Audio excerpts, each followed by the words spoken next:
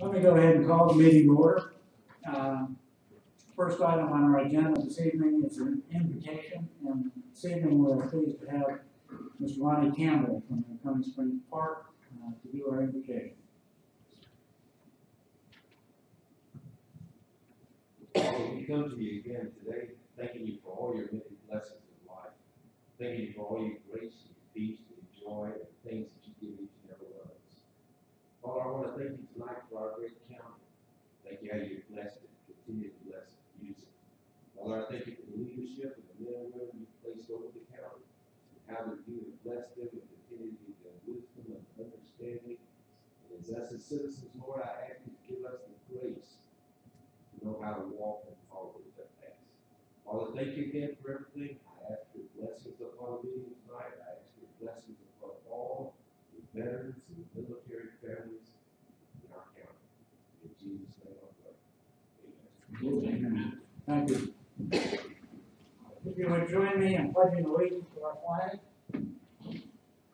I pledge allegiance to the flag of the United States of America and to the republic for which it stands, one nation, under God, indivisible, with liberty and justice for all. Thank you.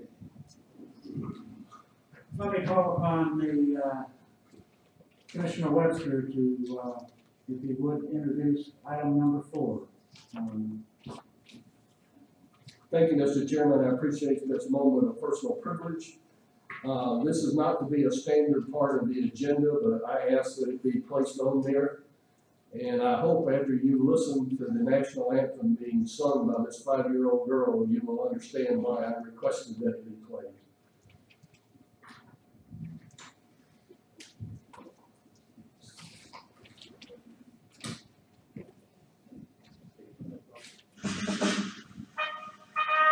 Oh, can you see by the dawn's early light what so proudly we hailed at the twilight's last gleam, whose hearts rise in bright stars through the perilous fight, o'er the ramparts we watched were so gallantly streamed, and rocky double bursting in gave a root through the night that our flag was still there. Oh, thank God that star-spangled banner yet waves o'er the land of the free and the home of the brave.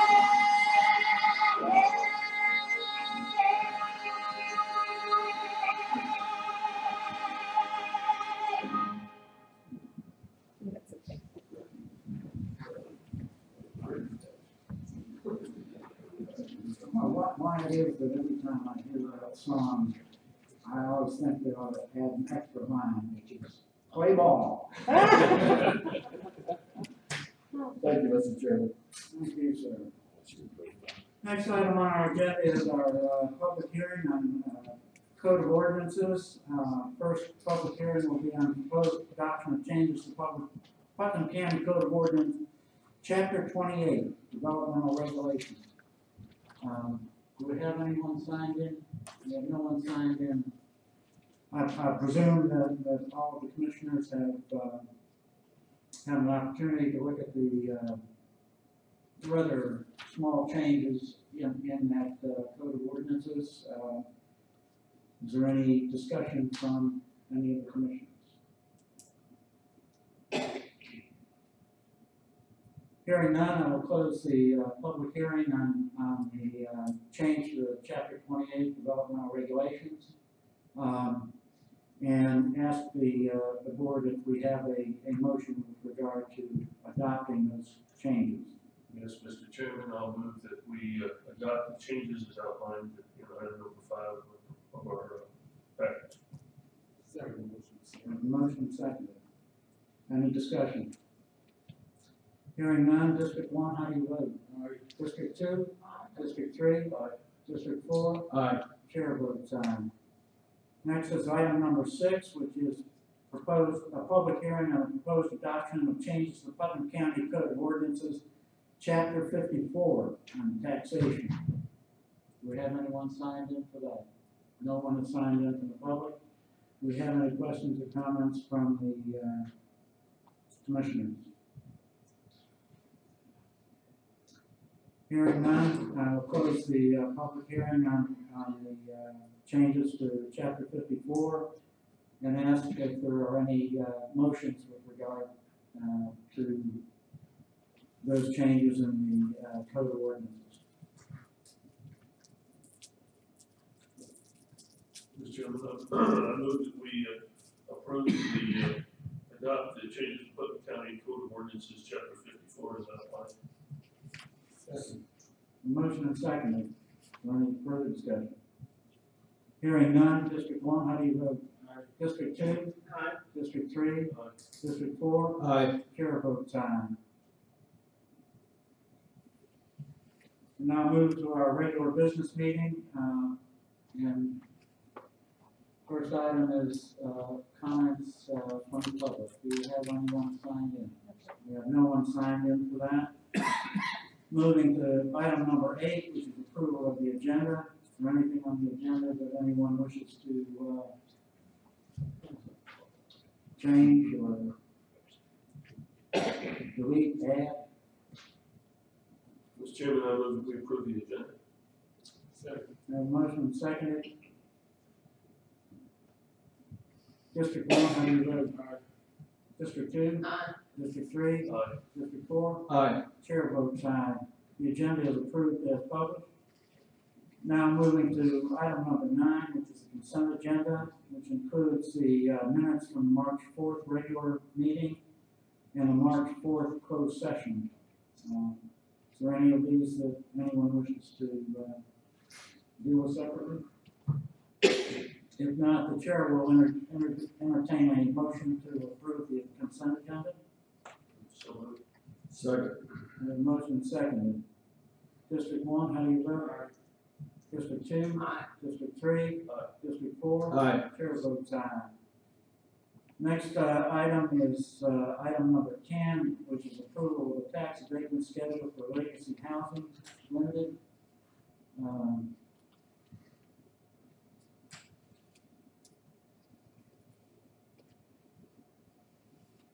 There's no one signed in to speak to this item,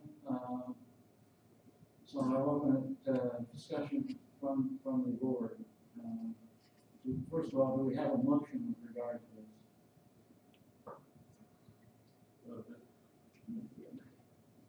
Mr. Chairman, I'll move that we approve the tax abatement schedule for Legacy Housing. Second for discussion.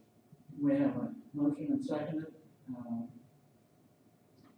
Gentleman from 3rd District, it's your motion, if you'd like to start the discussion. Yes, sir.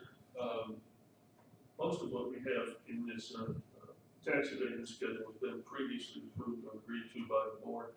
And the only question I had, and when I looked at this, was that we're approving an abatement for a facility that would hire between 150 or 200 people. That's part of the rules in terms of how much money you can get for an abatement. Depends on how many jobs you're bringing, and that's a fair assessment of the value, I think, of a company coming in should be taken into consideration.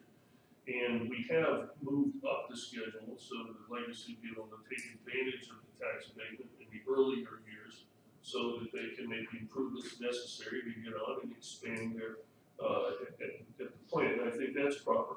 I did have one concern that was answered, that's why I want to bring it up, that, the abatement is based on the 150 to 200 jobs that Legacy and we in the Development Authority anticipate that they'll be bringing shortly in Putnam County. Now, if those numbers are not hit, if those numbers do not turn out to be 150 to 200 jobs, then I have been told, and I would just like a clarification before the vote on this, that there is a bond apparently that's held so that if the numbers that are hit within the schedule are not met, that the county could recover an amount that, so that the company wouldn't get credit for more than what they deserve based on the jobs they bring. That was the only question I had. It does seem to be covered well from my information, but I would like, Ms. Chairman, either you or our attorney perhaps could just clarify how that would work.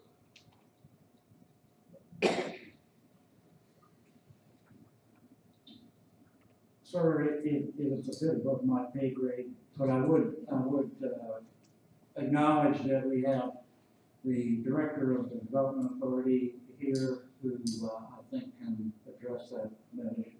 That'd be great, thank you, sir.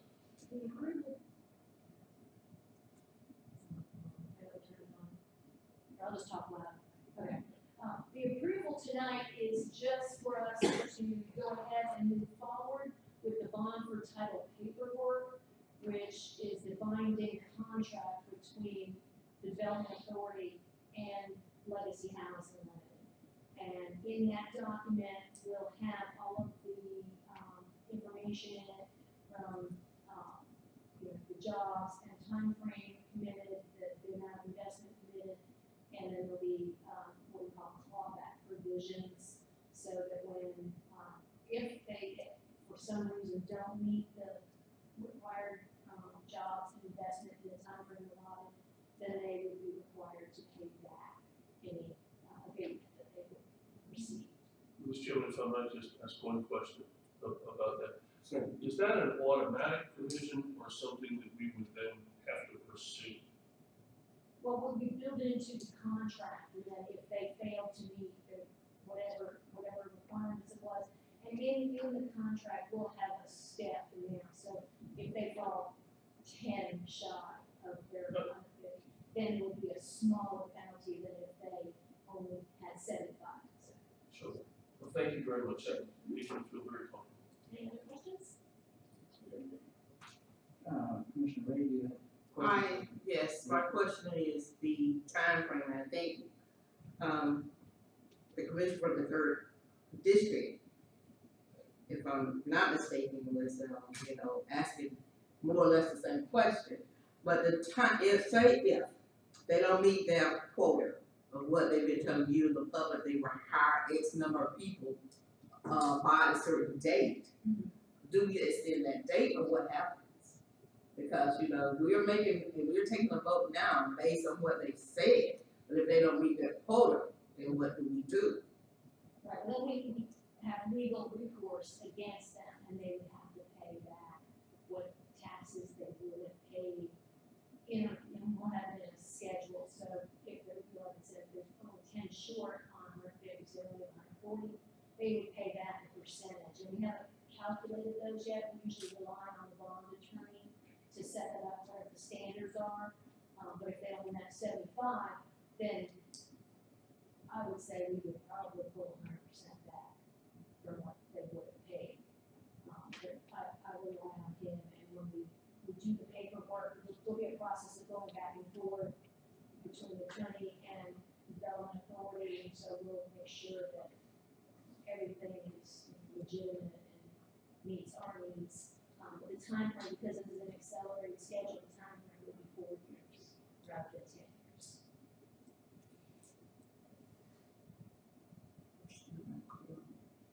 Okay, that's all for now. Thank you. Let me just ask, we have done these sorts of tax abatements in the past with some other ministries. Has there ever been an issue with regard to them not complying with the terms of the bond? No. the documents we have in front of us,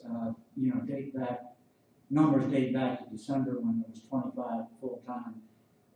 What is the current number out at Legacy? As of Thursday, when I was at their site, it was 83.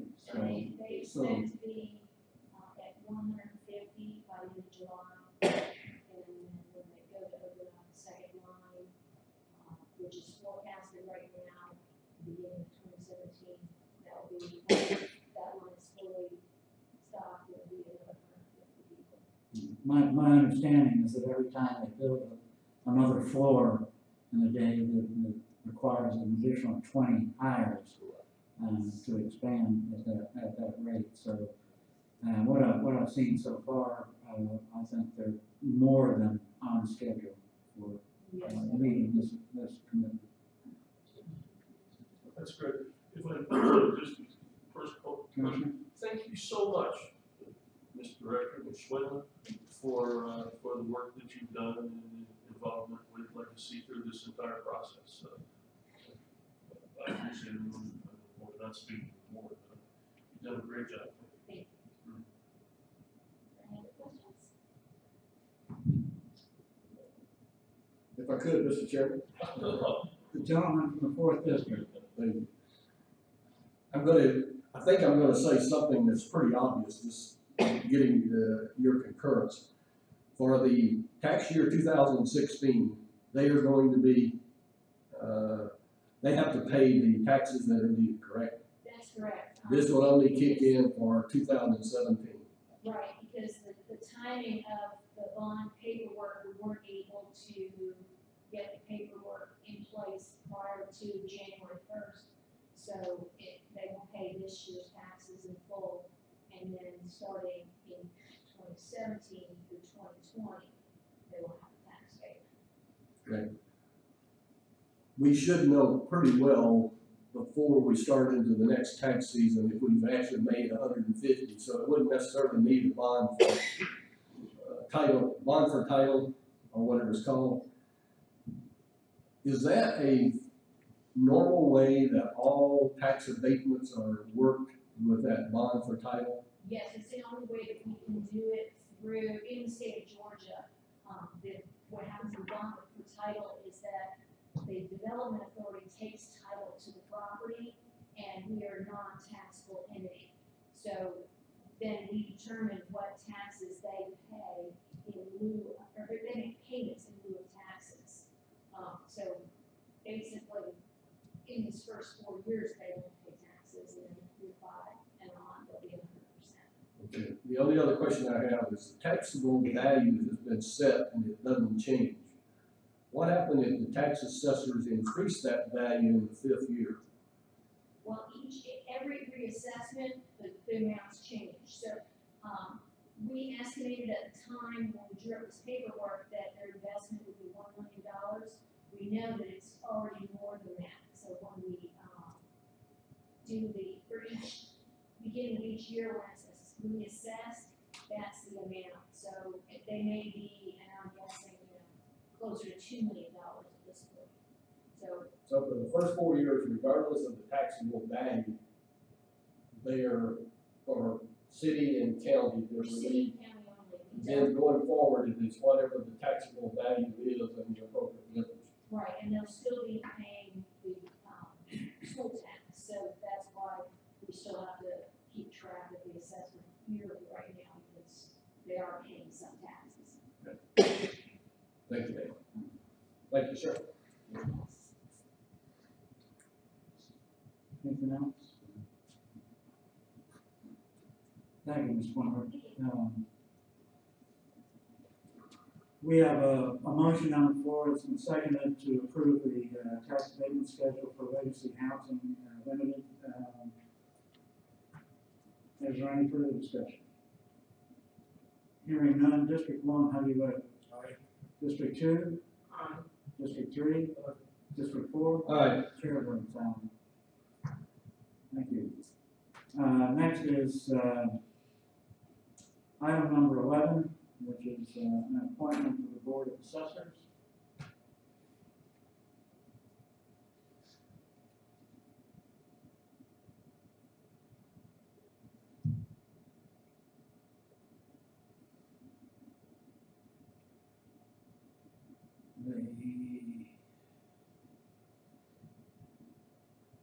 bid tab, so to speak, is up there now.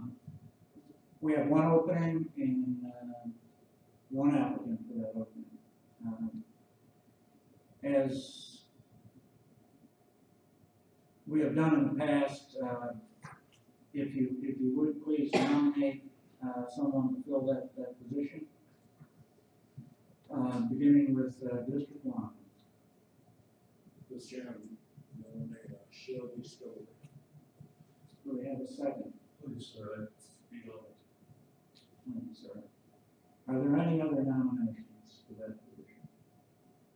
Hearing none, if you would please vote by naming the individual you wish to appoint to that position. District One. Shelby Stover. District Two. Tell the story. District Three. Shelby Story. District Four. Miss Shelby Story. The chair makes it unanimous. Ms. Shelby Story. Mr. Chairman, yeah, may I? Just one moment. This story, for those of you who don't know, has provided outstanding service on the Board of Assessors. Very highly qualified, and we're very lucky to have her. She happens to be a neighbor and a friend, so we're just very fortunate to have her willingness to stay on the board. I believe it's, how many years has she been on? Before my time. A long time, and it's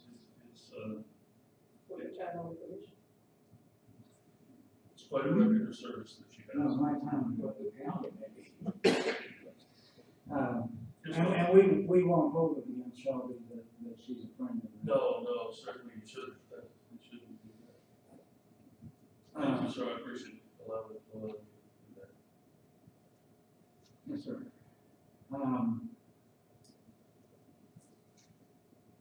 Next, item on our agenda is item number 12, which is approval of, surplus item.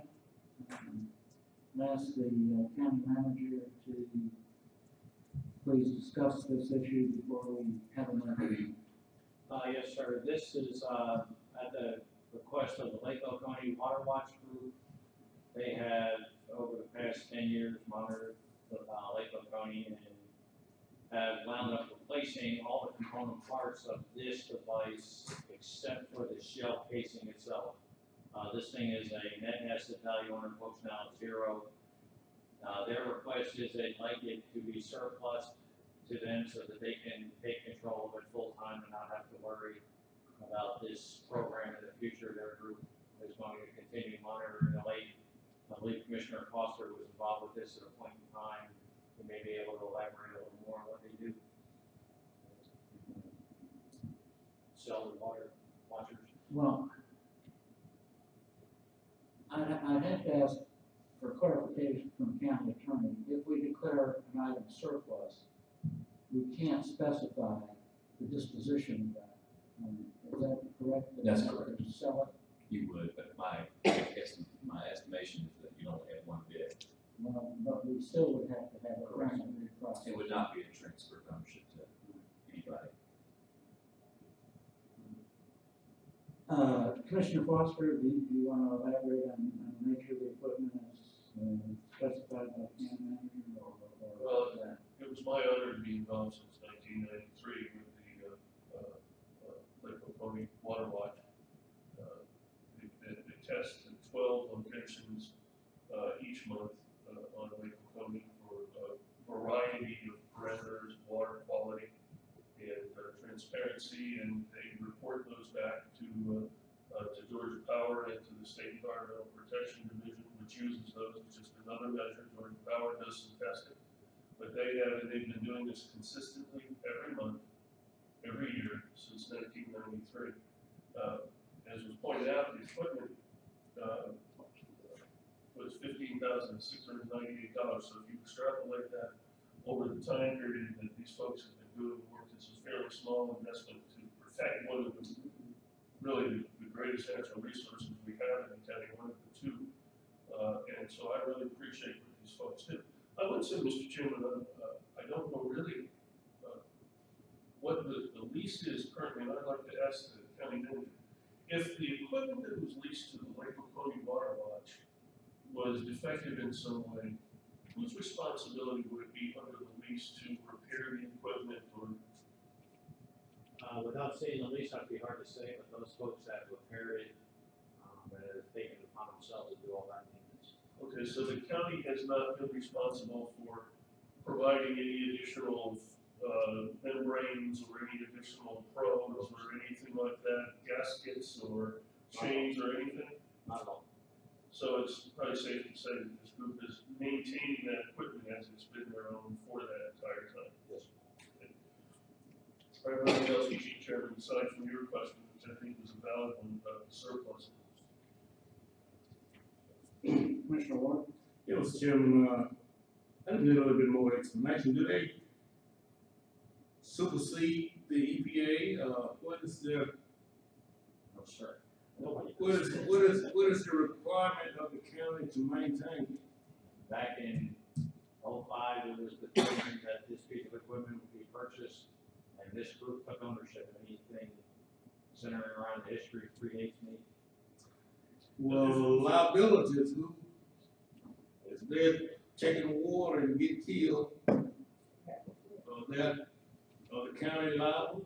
I mean, what is our hand in it? We got this piece of equipment, and they're using it. That's, it happened 11 years ago, sir. I can't honestly say what went behind that decision. I might, if I might. Commissioner Funk? In 1993, there was a grant that was raised through Georgia College with some of our local folks with the Lake Oconee Water Watch, and a 318 federal demonstration grant for almost exactly the same equipment that was provided in 93. Apparently, by 2005, it had not seen its useful life, but so they did provide equipment for the first 12 years of the project, and the equipment needed upgrading, it was just outdated. Part of the problem was the computer systems, but they've got now where they can take the readings and then they can directly download it into their computer equipment, which apparently needed to have an upgrade. So this was necessary, but they did go through the process originally, purchasing their and getting a grant for this. I was saying the necessity of it, and I can afford that, but our responsibility, where it comes out, what we have to say is what they do. We can get a clarification from the county attorney, but it is my understanding that what they do with the equipment is not our responsibility. So that if they're on the lake, they're on the lake. I can verify that they do take that they do in an appropriate manner, with appropriate record keeping, with appropriate protocols, have been taking the test on a consistent basis for a full 10 years. So that part of it I can vouch. And the county manager and I discussed this issue a little while ago, I guess around the time the lease was coming up. And my understanding was that the county had, other than ownership, really had nothing else to do with the operation of it. From a legal standpoint, you would be hard pressed for us to have any liability for the operation of that, considering that we didn't create it, we bought it, it was someone else that manufactured it, and we did not direct nor have anything to do with the operation of it. Now, the question now is that we do own it, and this is the, I guess, the process of what you're going to do with it in the future. If we as a government are going to make use of it, then we would keep it, but if we're not, this organization is willing to do it. This would be, as long as they win the bid, this would be of use to them. I'm not aware of any requirement of this county to, or really any county for that matter, to speak to the water quality of the rivers and the lake. So to that extent, and in 2005, when this purchase was made, it was probably done for, it was not done under any obligation by the county. There's no requirement that we make sure that the county is clean. There are various other entities that do that for us, so.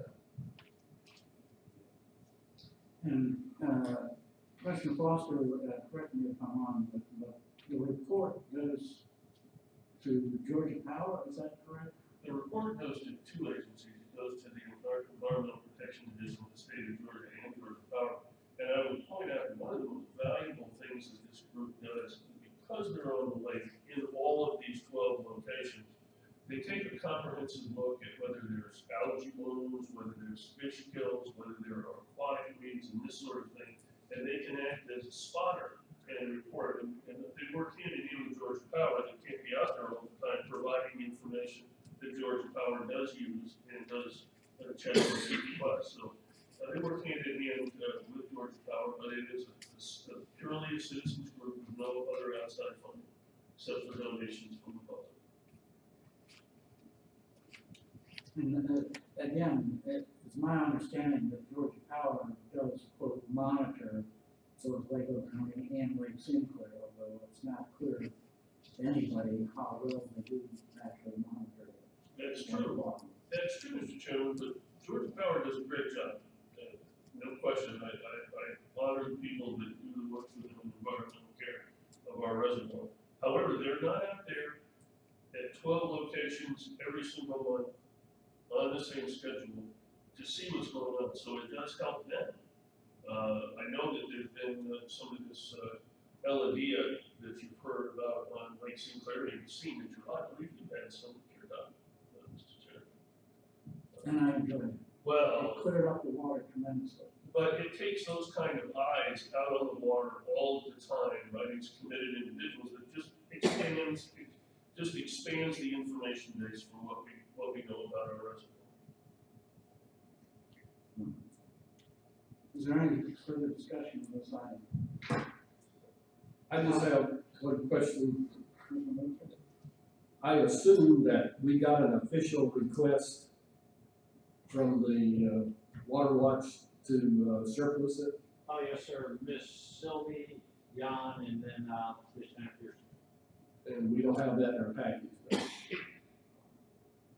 But I'll take your word for it, we got it. What was their reason for not just going for another 6 or 8 year lease? They didn't Other know than, I guess, they just want to control the They didn't equipment. know what the political climate would be for protecting the lake, and their first thought was to protect the lake. It just seems like a mere definition of monitoring. They're not doing any, they're not controlling or doing anything. They're monitoring and reporting, which sounds like a good idea to tell people what they're finding. So it'd be nice if we had more civilians that monitor stuff. So I think they've done a great job. I'm just wondering why they're wanting us to surplus it. Well, that was it. They didn't know what the political climate would be, and if the commitment to the lease would be ongoing. So when the lease expired, they're gonna take the ball and run with it themselves. That's,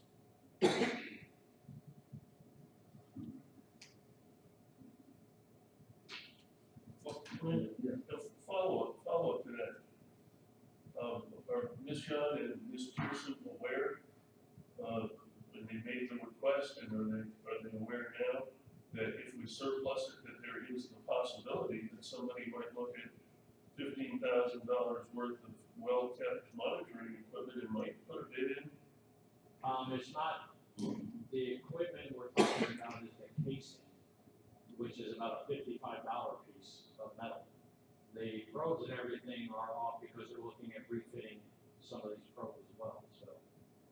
It's part of that, you're not, the $15,000 device back in the day has no essential computer components that are accounted anymore, except the two that we're talking about. That's, everything else has been replaced. So that's what their concern is, and that's what they're looking at. There was an email, I apologize for not being in the packet, I found was that there's from their vendor saying the net value of this thing would be $55.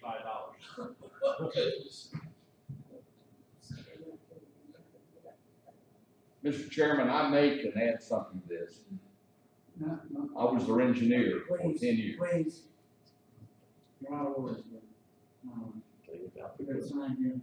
My question for the county manager is, what exactly are we declaring surplus, and is it your recommendation that this piece of equipment is no longer needed by the county and should be surplus. County has never seen it after the initial purchase. Auditors haven't laid eyes on it, it's a fixed asset that's been depreciated over time. I've never laid eyes on it. So it's been with this group for 15 years. I thought this was something that Ms. Pearson had worked out with the commissioners. That's the only reason it's here. I mean, what exactly is it that we're talking about clearing surplus? The entire $15,000?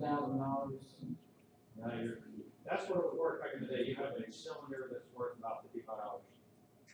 Well, you know, I'll be happy if you want to table this. I make a motion to table. In the next packet with the email that went with it, and I'm trying to find it on here if I can dig it up. Mr. Chairman, I'd like to make a motion to table. excuse me, I just want to continue my clarification. There are several components of this quote, monitoring device listed in the original purchase bill of sale. Yes, sir. And are you telling me that we have no idea whether any of this stuff still exists? At the word of Ms. Pearson, all of it has been replaced. But is the system still complete and functional? I didn't see it, sir. I couldn't tell you if it's still operating today. But the lease expired, last year. Was the equipment at that point in time returned? Or was there a request to renew the lease? No, they're still using it outside the terms of the lease. You know, I think they're doing a wonderful job, and, you know, the county is not gonna use that equipment. As you say, it's been depreciated, to zero value as an asset to the county. I see no reason why we shouldn't declare it surplus.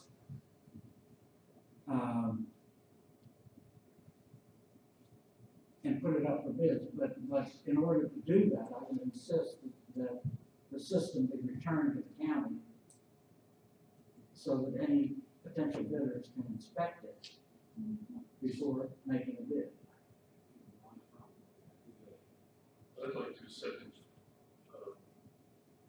the commissioner from the second district's motion to table, which might allow us to follow through more precisely on this prior to taking a vote. I'm not sure what additional information we can obtain, except that we might actually physically take possession of the equipment that we are surplus. Well, Mr. Chairman, let me say, one of the reasons that I made that motion is because I've heard two figures here. Are we looking at something that's $15,000 or we looking at something that's $55? And if it's $55, then we have to put out a bid for $55. I'll bring the ladies in next meeting. But we do need to physically get the equipment available. And I don't know that, I mean, I don't wanna disrupt their monitoring schedule, but, That's fine, I'll be happy to do it. They might, Mr. Chairman, if they knew about all this discussion that's going on, they might not have really thought all this through. They might want to withdraw their request and continue the lease, which might be easy, which is what I think the commissioner for it is getting to.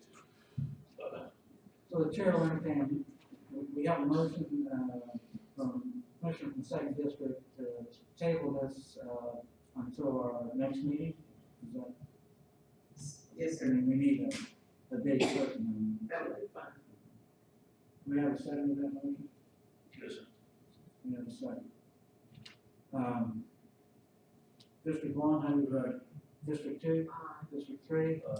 District four? Aye. Chair votes aye. So that item will appear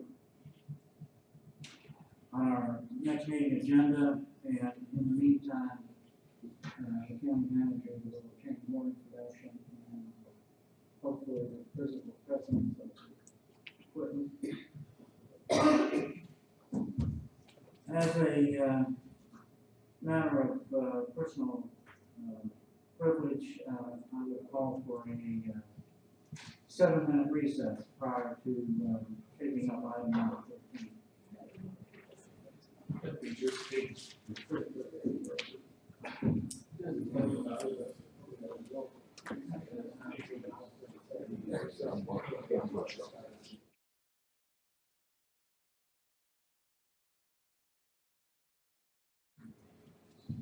Standing over there. Yeah, I just anticipated.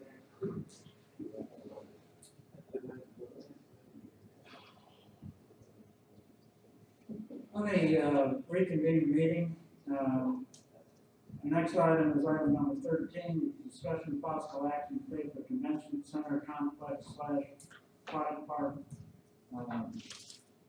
feasibility and engineering study in advance of receiving funds from SPOS number 8. Mr. Lasky has signed in to speak to this item, and with the indulgence of the board, I believe that Mr. Lasky would be happy to answer questions from the board with regard to this item. Mr. Lasky, would you care to Thank you, Mr. present Chairman. your 3 minutes, sir? I'll try to keep it within 3 minutes. Thank you, Mr. Chairman. Thank you, Commissioners, for allowing me to come and speak to y'all again about this. First off, I just wanted to read something real quick. In partnership with our citizens, Putnam County Recreation Department provides a high-quality, broad-based facilities, programs, and service creating a sense of community involvement, enabling a safe and secure environment, and enhancing Putnam's quality of life. That is Putnam County Recreation's mission statement. And the emphasis on improving quality of life here in Putnam County, and that is why I'm asking for discussion and possible action for the aquatic complex along with the convention center. And the reason I'm asking for it now is in 2015, over 5% construction prices and that's escalated 5%, and the same in 2016 is expected. And if we go ahead and move ahead of these and get a feasibility study just to go ahead and tell us an estimate, it'll be able to shorten the time and shorten the cost for us that we anticipate delaying. And I'm asking for it not to exceed $100,000.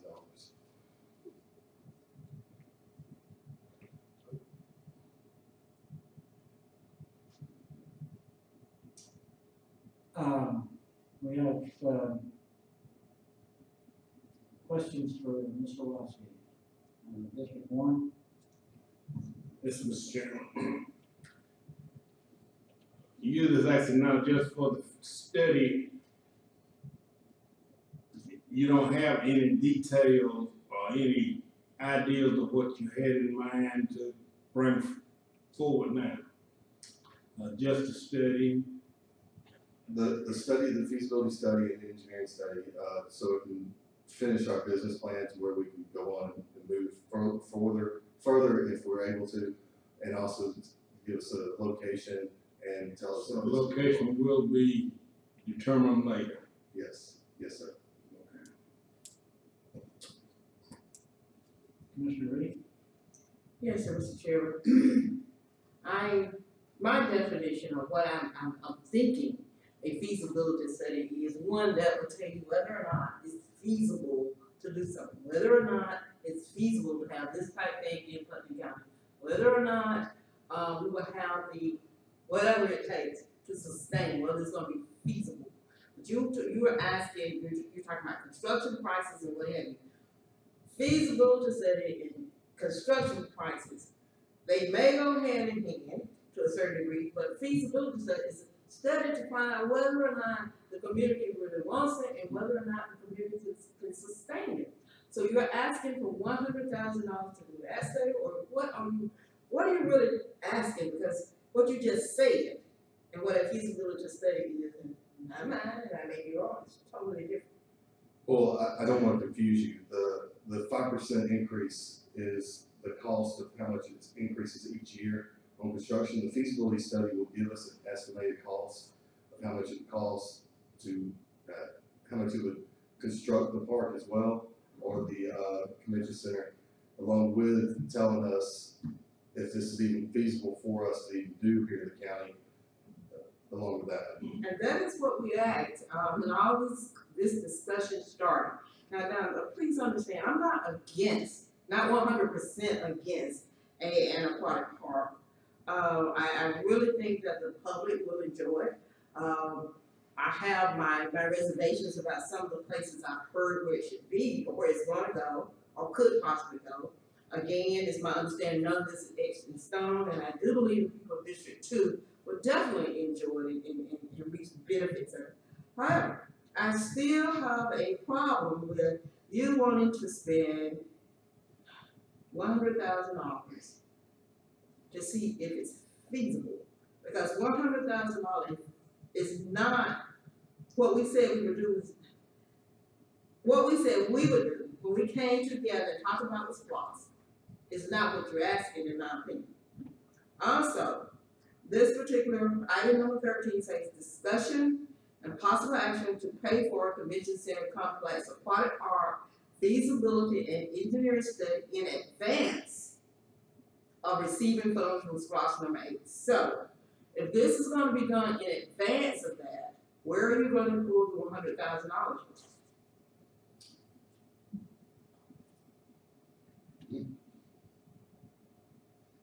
And we can take it from the fund balance account, just repay us back when we get the funds.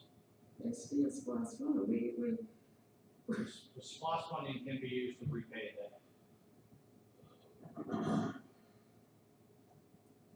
Yes, it can, and I understand that. But this is totally different from what the public is expected to happen. It's totally different from what you're saying now. I can read between the lines here, is what I'm saying. And I think the public can too. It's not in advance of receiving funds, we're spending SPLOST funds on it. Again, it could be very good, but let's be very clear to the public what we're doing here.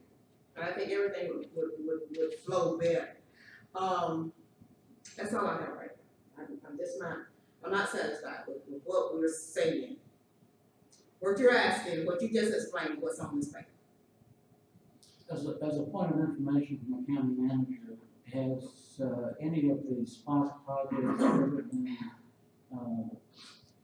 funded in advance and the funds repaid when the sales tax revenues came in?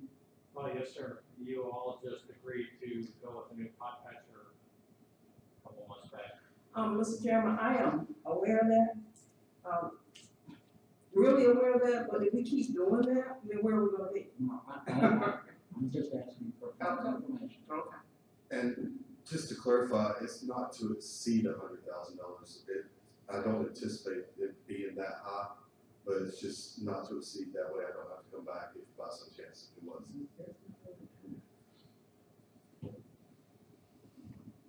Commissioner Foster? Yes, sir. Thank you, Mr. Chairman. First of all, the Board of County Commissioners sent to the public a referendum in November containing a feasibility study for a convention center, hotel, and water park. That referendum was approved by votes of both the Board of County Commissioners and the voters have agreed that in SPLOST number 8, there will be a feasibility study for a water park, convention center, and hotel complex. I fully support that. The only question I have is with the timing. And I believe it is both unnecessary and unwise to fund a convention center, hotel, water park feasibility study at this time. There will be plenty of opportunity that during the time of SPLOST number 8, when our financial outlook will become much clearer. By that,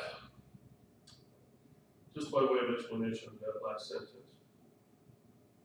we currently have $1.8 million annually, approximately, in revenue from in our SPLOST. We used to have about $4 million worth of revenue.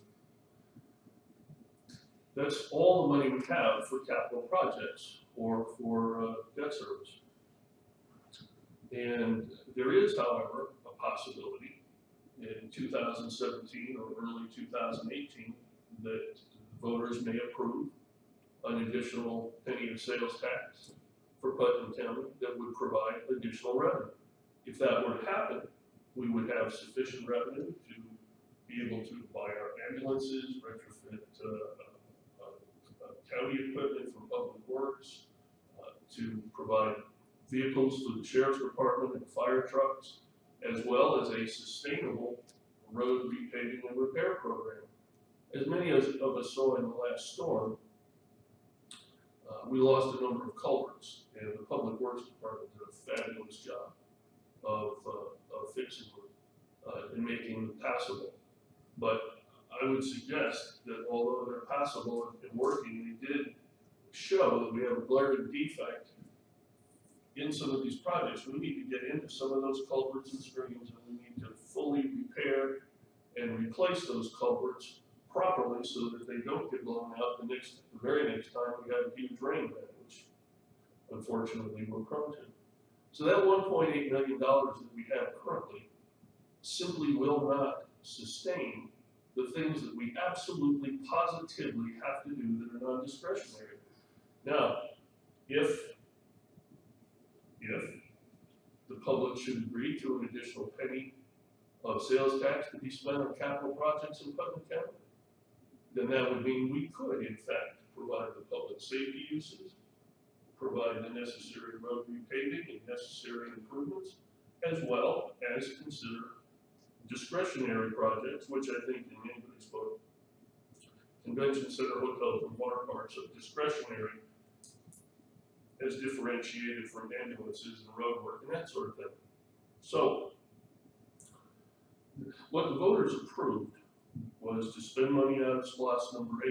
And what I thought originally with that, the SPLOST number 8 goes from October of 2016 till October of 2019.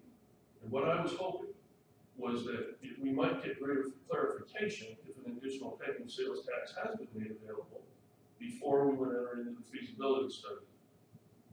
By doing this now, and if there isn't revenue available, that we might hope there is in the next year or two, then we will simply have taken money that otherwise could have been used for some of these road repaving projects or other priorities,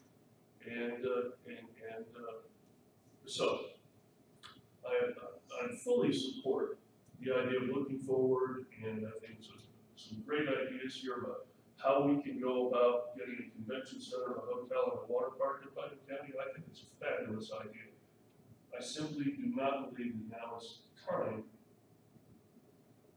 to fund that the feasibility study that was approved by the voters. It's plus number 8, therefore I will be unable to support the motion.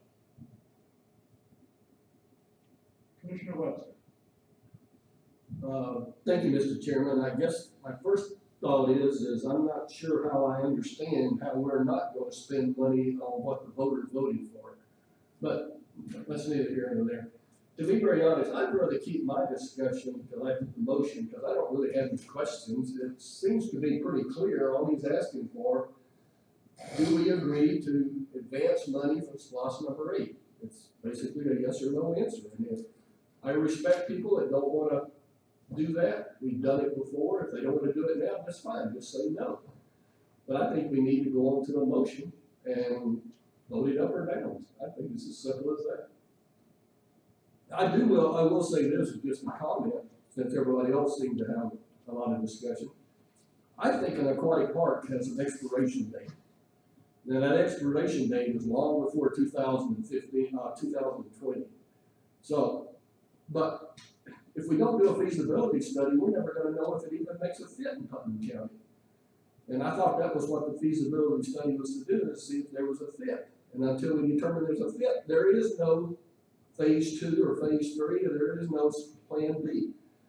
But if there is a feasibility study that says it would work in Putnam County, I don't even care where, it would work in Putnam County, maybe we don't have the money to build it, but we might be able to work something with a public-private plan. There's all kind of things that follow, but the first step is to determine if it's feasible or not. And until we get to that point, Everything else is just speculation.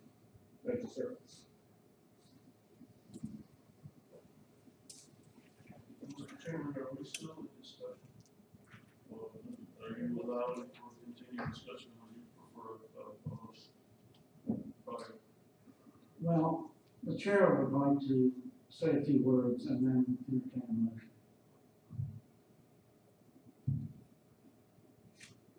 What I heard from the gentleman from the third district is that we have approved, and the voters have approved, certain SPOS projects, including feasibility studies for a hotel convention center complex / water park. The gentleman seems to be of the opinion that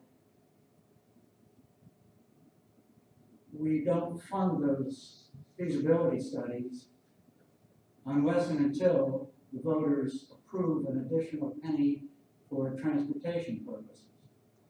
Now, it just, the math of that makes no sense to me, because if the voters approve an extra penny, yeah, maybe that will free up some money that was already approved in the SPOS,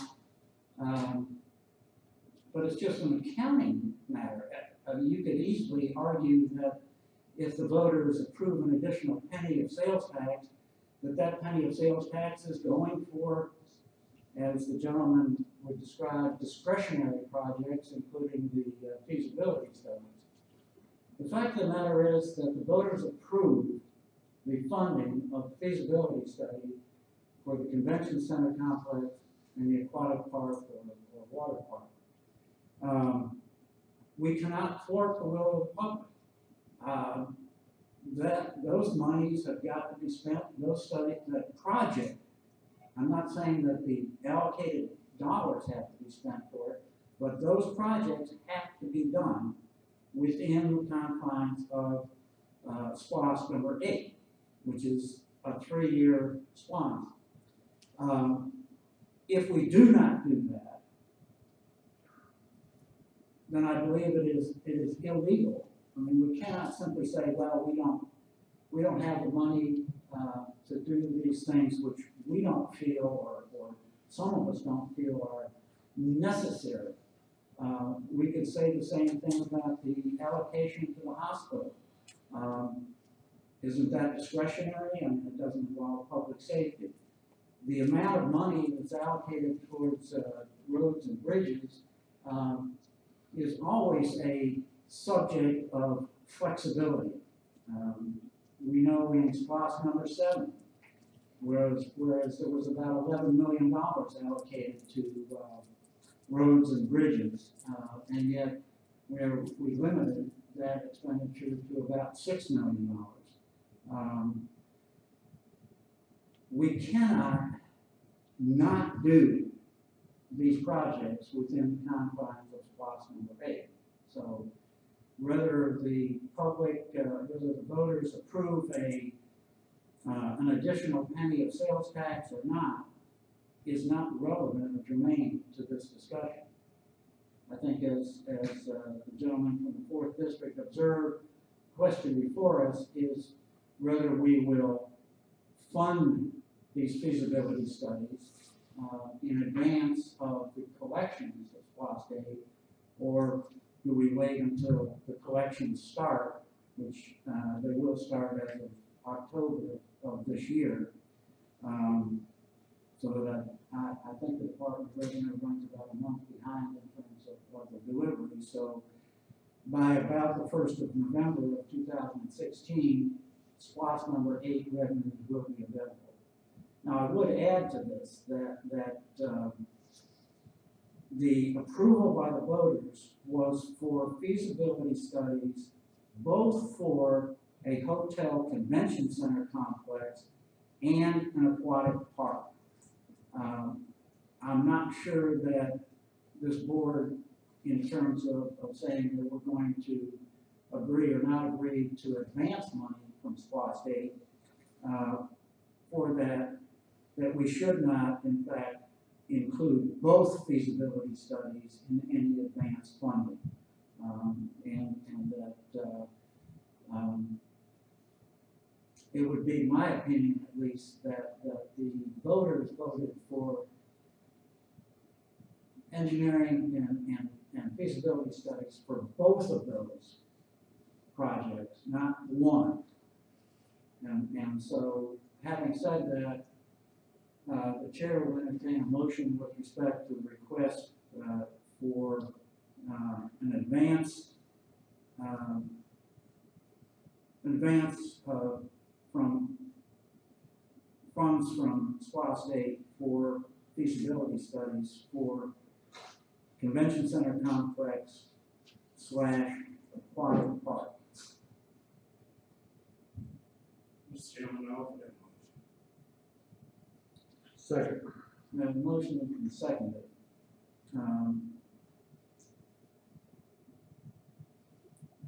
I would, if the mover would,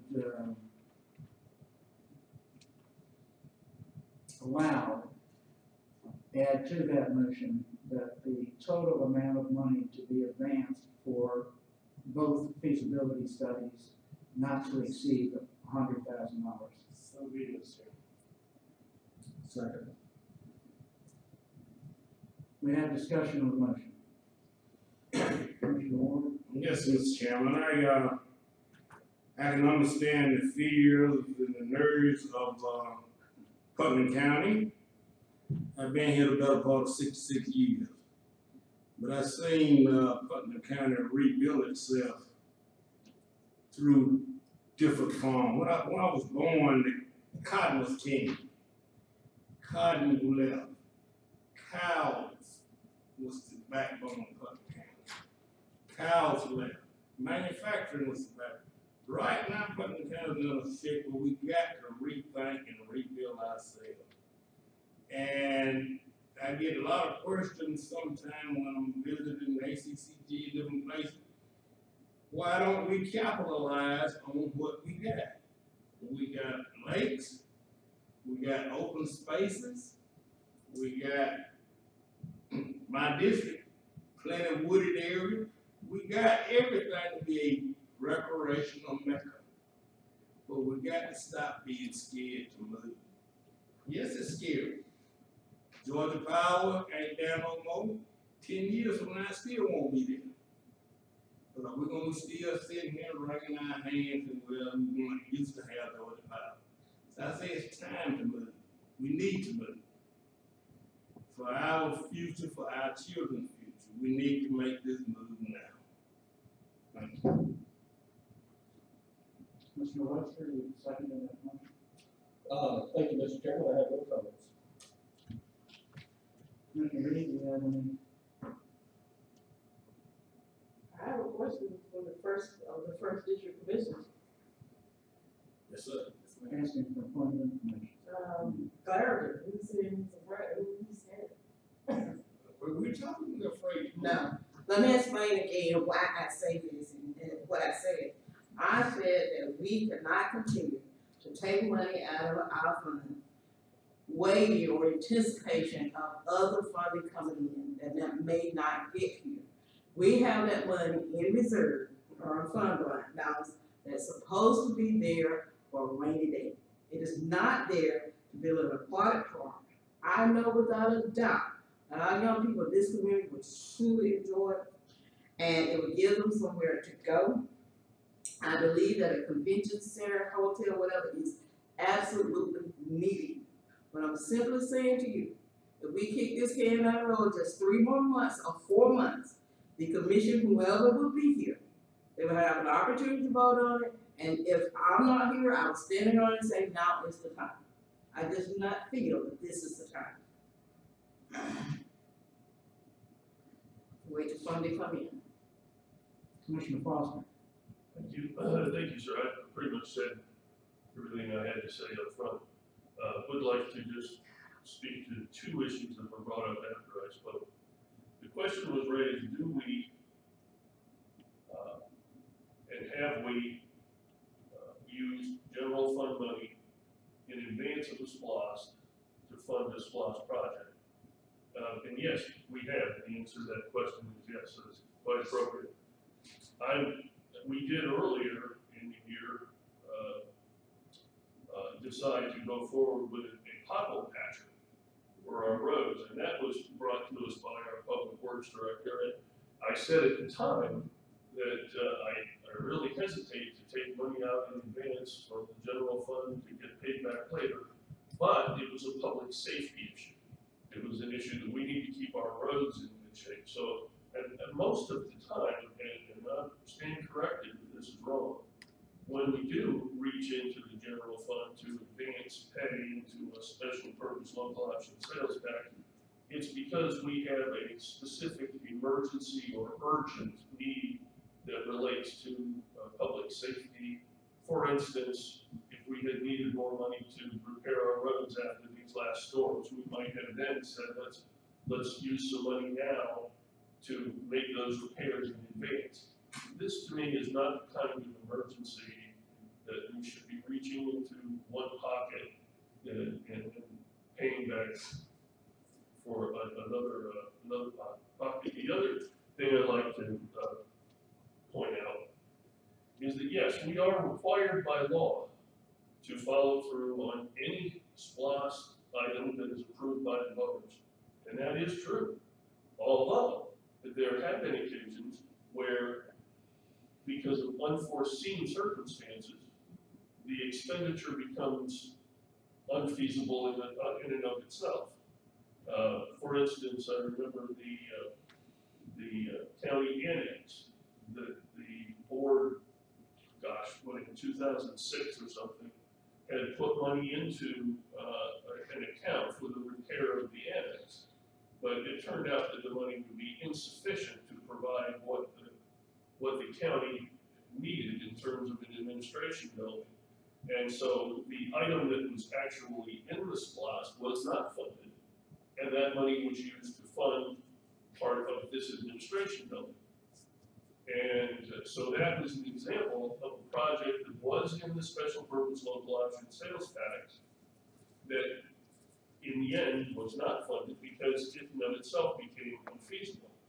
And my point was, not that these are bad projects, not that there's any fear. I would dearly love to see a private partner, public partnerships to create these wonderful new anchors for our community. I think it's an outstanding thing, but it really is all predicated on the fact that we would have some money to spend on the debt service for these projects. And I'm only suggesting that we wait during SPLOST number 8, when our financial picture becomes clearer, before committing to the feasibility study. And that's all I have, Mr. Chairman.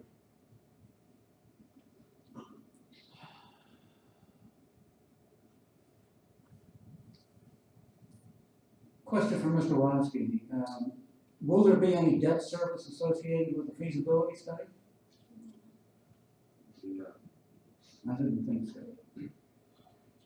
I don't think we are here talking about building anything or acquiring any debt to build anything. What we're talking about is doing a feasibility study to see if it is, quote, feasible, both from a financial standpoint and from a business plan standpoint, from the standpoint of sustainability. Both of these projects, as I understand it, either the aquatic park or the hotel convention center complex, are meant to be enterprise projects. They are supposed to pay for themselves, and that payment will include any debt service that's incurred in the production. So to me, again, that is not a point that is germane to this motion as to whether we can afford debt service on these projects. If the projects can't pay for themselves, well, they will be shown to be not feasible to be undertaken. Projects in SPLOST cannot be declared unfeasible because we lack the money for it. I mean, that is a clear judgment of several court cases and the ACCG stance on SPOS projects. You can't declare project unfeasible because you don't have the funds to fund it. And clearly in the case of a feasibility study, you can't declare a feasibility study unfeasible. I mean, so, again, I don't think it is germane to this vote as to whether we can wait until there is another penny of sales tax generated. We don't know that the voters are willing to increase, their taxes in Putnam County.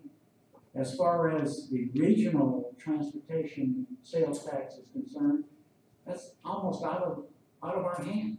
That vote will probably be determined by the two major counties, Houston County and Macon-Bibb, which have far more voters in those two counties than are put together by the other 9 counties in the region.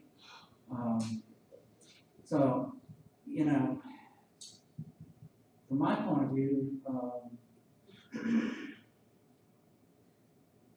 the amount of money that is being allocated here from the general fund surplus to be paid back by revenues from SPOS aid is not an inordinate amount of money to give us some idea of whether it is feasible to go ahead with one or both of these approved these projects. We're not advancing money to do the project, simply to find out if it's worth going forward with it. Mr. Chairman? Commissioner Foster. Sorry, sir, I hadn't anticipated as long a back and forth on this, but if you recall, in our last SPOS, number 7, we had a number of issues with that SPOS because we lost revenue from Georgia Power that was anticipated to come in, so that we were unable during the course of that SPOS to fund a very large portion of the projects and parts of the projects that the voters had approved. We had to cut everybody back, and the reason that we did was because unexpectedly during the SPOS, our revenue stream was cut by about half. And so we had no choice, because the money was not there, to not complete, not fully fund the number of SPOS projects. Now that's a little bit different. We didn't have the money coming in, that there won't be extra money. But the idea is pretty much the same. If you don't have enough money to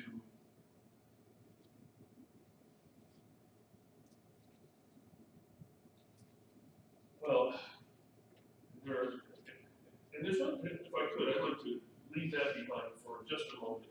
And I would like to say, because we have our manager of Laconia Springs Park here, I would like to point out that there are a number of options that I hope are included.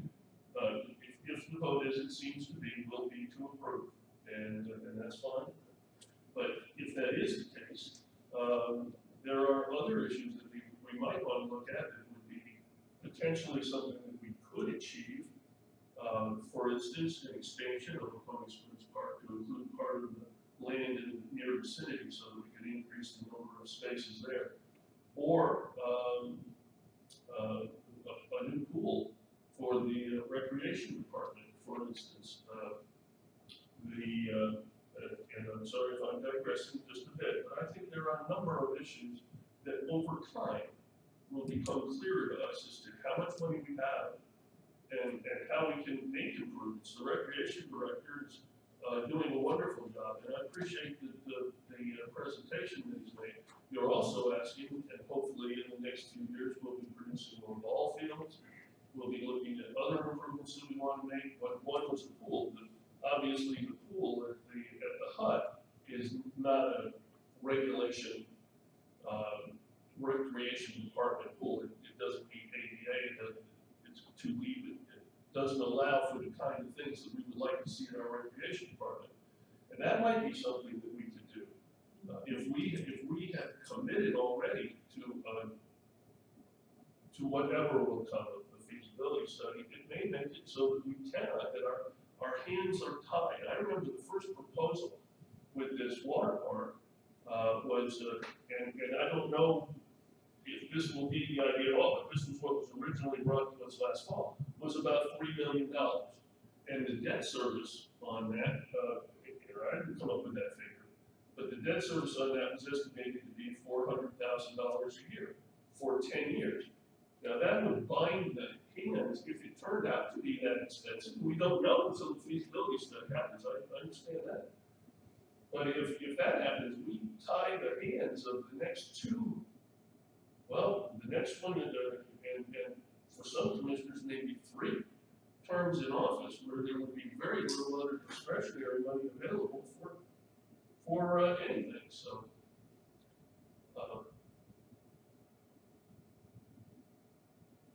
Mr. John, finish? Yes, sir. Let me just, the notion behind, if the feasibility study says, yes, we should go ahead with the hotel convention center, yes, go ahead with the water park. Both of these are gonna be enterprise funds. We're not gonna be tying anybody's hands with debt service. These projects are going to bring in revenue sufficient to cover the debt service and their operational costs. This will not be like the golf course where we continuously have to subsidize things, right? And that's what we need to get out of this feasibility study is, does the business plan make sense? Will it pay for itself? We have several examples of water parks that do pay for themselves. One in Statesboro, Georgia. We have at least one, if not 2, in Alabama. And there are some others around that have, by virtue of their business plan, been able to cover their debt service. And in fact, many of these pay off the debt well in advance of the loan term. So, you know, it's not a question of tying anybody's hands. It's a question of figuring out if we are going to be able to do this in a fiscally sound manner. Commissioner Reed, you have something? Yes, sir, Mr. Chairman. I would like to ask the director, first of all, maybe perhaps the county manager, are we gonna put a bid packet together, whatever, submit, put an ad in the paper for someone to bid on this, or you have someone in mind to do this? Because we're talking $100,000, and I'm thinking that there gotta be somebody to submit a proposal with a quote, right? We'll ask for a request for qualifications and then evaluate. But last time, had you not identified someone sort of? We have talked to Moreland Antebellum, which the county has always used in other engineering studies and plans. And that's where we have communicated with them and we actually have a rep. I have a problem with that because we're supposed to be giving everyone an opportunity to do these things, if they're qualified to do so. But you can just cold call, if you will, and pick someone. I don't think that's the way we should be doing business, but that's between you and the manager right now, and I guess perhaps us if we get to that point. But I want to ask, what are you asking, when you talk to those particular people, what did you ask them to do? What are you asking them to do? Are you telling, because you've come to us and you told us what you want. It almost seemed like, and I think I said this last time, it almost seemed like some personal agenda rules, you know, this is what you want, and that's fine. But it's fine as long as that's what the public needs. What I'm getting at, if we're going to spend $100,000 to whomever, we're paying $100,000 to whomever to do a feasibility study, then that should be the feasibility study that they bring back to us minus any input from us.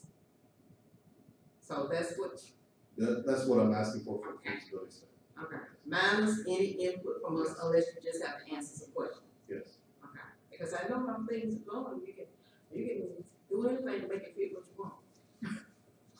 Well, I, as the director, represent Putnam County as the recreation director, and like I said, my mission statement is to enhance the quality of life in Putnam County. I That's what understand that, but if we're going to spend $100,000, we're gonna pay an entity $100,000, then they should do the work. That's what I'm Yes. saying. Thank you. That's what I'm Anything further? We have a motion on the floor, to approve forward funding or advance funding, for feasibility and engineering studies for convention center complex / aquatic park with an amount not to exceed $100,000. Madam Clerk, is that correct? District 1, how do you vote? Aye. District 2? No. District 3? No. District 4? Aye. Chair votes aye. County manager is directed to put out, requests for qualifications, for feasibility study, to include both the,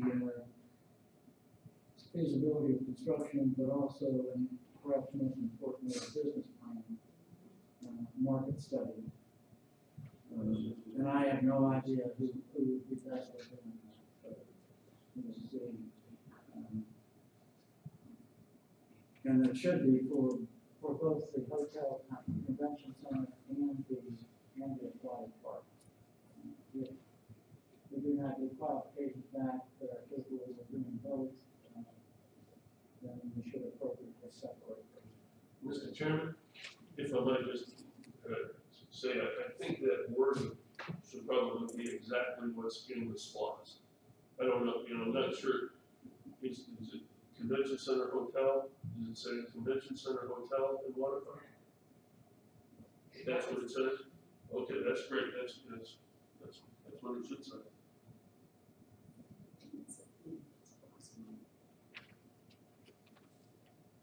And it may be that we will have to get different entities to do the feasibility study and the two things. So the choice then of the party that would be doing the feasibility study, that will come back to us once we've put it out for bids. Well, it's not going out for bids, it's a request for qualifications.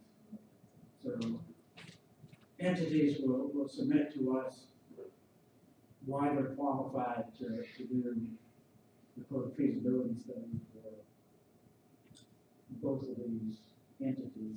So And they'll they'll come back to us and the board will, if there are more than one, then the board will make a decision. I assume that request for qualifications will also include a pricing model. Yeah. Do we have any report from the county manager? Just one, at your position, y'all received a flyer to come to the Bergen County for the past Putnam Jasper Support Service Pavilion a week from tomorrow at 11 o'clock. I hope you all can make it. That's all I have.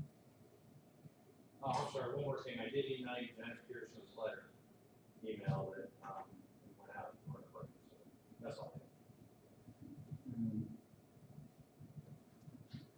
have. Mr. Chairman? No report. Commissioner announcements, Commissioner Ward. Nothing, Mr. Chairman. Commissioner Reed? Yes, sir, Mr. Chairman, I would like to announce and to some and remind others that the annual Women in History Day program will be held March 31st, which is on a Thursday, right here in this building at noon. This is part of the National Women in History celebration. Each year there's a theme. This year's theme, and I can't say it word for word, but it's they're going to be honoring all over the world, women who has been elected to public office and serve in public office. We have a number of women that have been elected to public office here in Putnam that I've got in touch with either them or their families, if those particular women are no longer here. And I have only one to say that please, you can add my name and everything to the booklet. Unfortunately, I won't be able to come, but all others have said they will be here. So I would appreciate it if you all would put it on your calendar and come. Mr. Parker? Yes, sir. Mr. Chairman, I'd just like to say how proud I am of the Board of County Commissioners, of our county manager, or our Public Works Department. Everybody that was involved with the production of a picnic pavilion at Putnam Jasper Center. I hope that everybody will come to the ribbon cutting. I got a picture the other day of about 20 of the clients of the adult center out there using the center, and I think that the picture of our handicapped adults actually having an outdoor venue at their facility that they can utilize in good weather, I think that was a tremendous improvement for our county at very little cost. And I just want to thank everybody in advance and invite you all to come to the ribbon cutting. It'll be quite a day. Thank you. Commissioner Wetzel? Thank you, Mr. Chairman. I do have two things.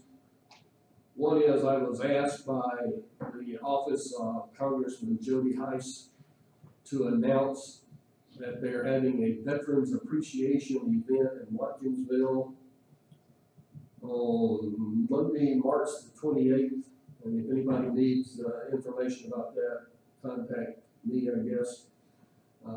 It's in conjunction, Congressman Heiss in conjunction with the University of North Georgia is planning some kind of a Veterans Appreciation event, and they'd like to have all the veterans obviously invited. The other thing is I have the most current audit of the Putnam General Hospital, and as per usual, this will go to the clerk's office and be kept by the clerk for 3 or 4 months while y'all can stop by and take a look at it. I won't bore you with the details, except to say that the first 8 pages are the numbers, and the remaining 18 pages is notes. And you might want to pay special attention to note number 19. Thank you, Mr. Chairman. Thank you, sir. Nope, number 19. So you can read it on. At this time, the chairman has nothing to add. Except to entertain a motion. So moved. Second. Mr. Blunt? Hey, Dan. Aye. Mr. Kerr? Daniel Blunt. Whatever the We discussion. talked on the phone. Yeah. You too. Aye. Unanimous.